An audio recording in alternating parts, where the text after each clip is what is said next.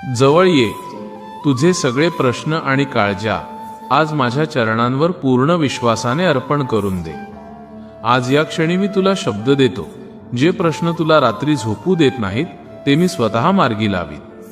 तुझा मार्ग मी मोकळा करेन, तुला यशाच्या शिखराकडे नेईन, तुझ्या कष्टाचं फळ मी तुला दुपटीने नक्की मिळवून देईन।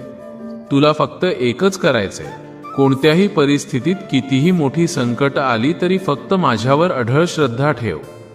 अशक्यही शक्य करतील स्वामी, हे ब्रीदवाक्य मनात कायम ठेव आणि तुझं सगळं दुःख माझ्या झोळीत टाकून आता चिंतामुक्त हो। तुला वाटतंय ना की आता सगळे मार्ग बंद झालेत, पण लक्षात ठेव, जिथे जगाची बुद्धी संपते तिथे मी तुझ्यासाठी नवीन मार्ग निर्माण करतो।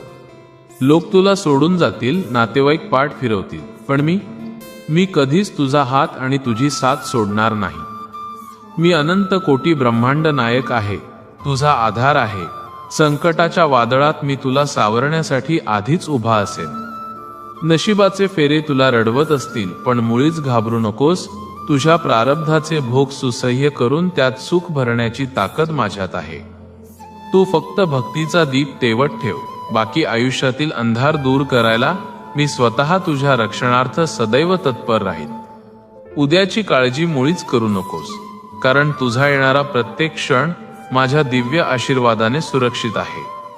तुझी रिकामी झोळी आनंदाने आणि सुखाच्या क्षणांनी पूर्णपणे भरण्याची जबाबदारी आता या तुझ्या स्वामींची आहे।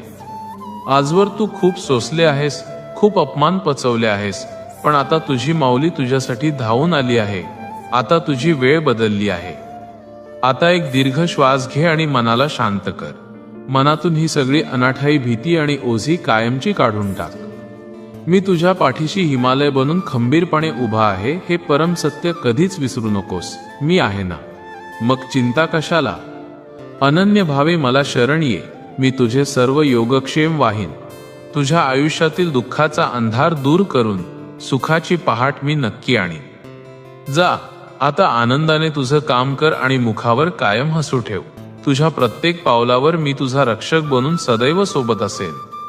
बाळा, जर तुला माझ्या अस्तित्वाची खरोखर प्रचिती आली असेल आणि तुझा माझ्या या प्रत्येक शब्दावर काळजापासून विश्वास असेल